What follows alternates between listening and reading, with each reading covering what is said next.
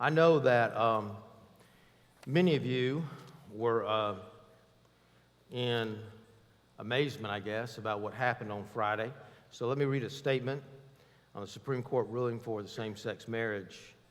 I've just prepared a statement. Many of us are justifiably disturbed over last Friday's ruling by the Supreme Court legalizing same-sex marriage.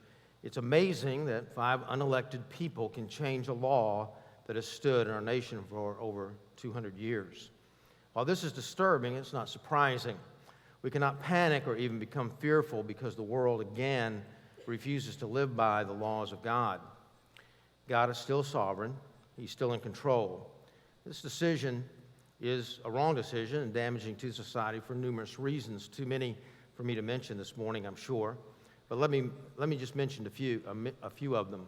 One is that laws establish the rightness of behavior in the minds of its citizens in that society when there's not a greater recognized truth involved. In other words, the Bible. If the Bible's not the standard, certainly you're going to go off in any direction, but when the laws are set, whether they're speeding laws, laws about gay marriage, laws about abortion, or laws about anything else, it's to the citizens that becomes the right thing to do, even though it may be wrong. Number 2, adoption becomes commonplace for gay couples now. It becomes a right and a civil right. And certainly we don't know what's going to happen there to the next generation. All we know is that the best family situation for children is to have one man and one woman married together in the same home. And that's been proven over and over and over again. And with the gay situation, there's no way for that to happen. Number 3, the court's ruling makes this a civil rights issue. Therefore, the government will try to force Christian businesses, schools, and churches to comply with anti-discriminatory laws.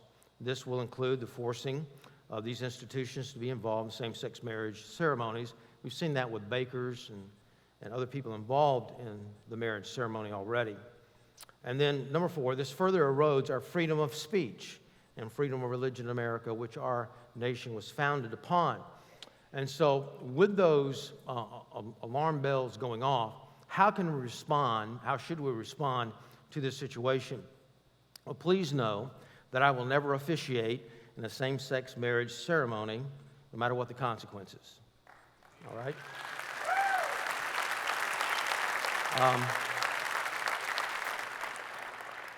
The other ministers on staff will not participate as long as I'm the pastor, and I think they would agree to that without any problem.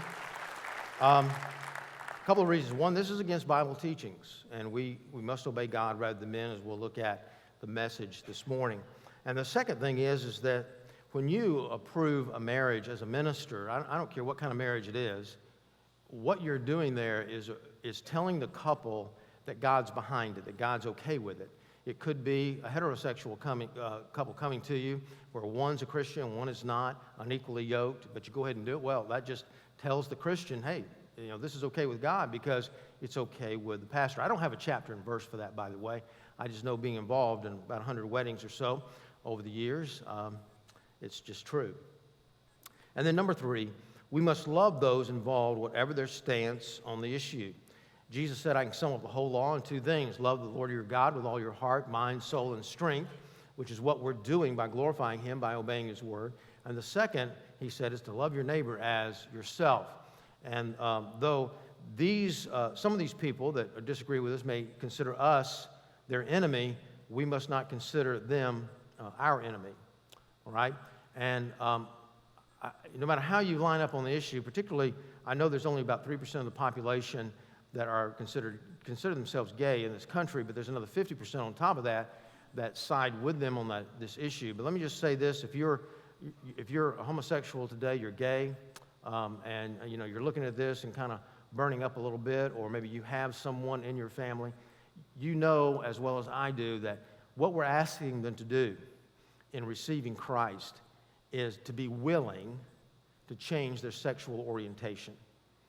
And you think about that. Wouldn't that be hard for you as a heterosexual? If the Bible said, it doesn't, but if it said, in order to be saved, you have to live like a a homosexual, and you have to change your sexual orientation. So it's very difficult for them, and it's very difficult because of that to reach them, even though many of them are tenderhearted to the gospel. So we need to love them. Number 4 is that we need to pray for revival. I know a lot of people, one of the things you're upset about the most is you feel like our nation is going down the tubes, okay? And I can't argue with that. I think the whole world's going down the tubes. But here's the thing. America is changing all the time. And no, we will never see America like it was back in the 1950s. We won't even see America like it was back in the 1990s. But let me say this.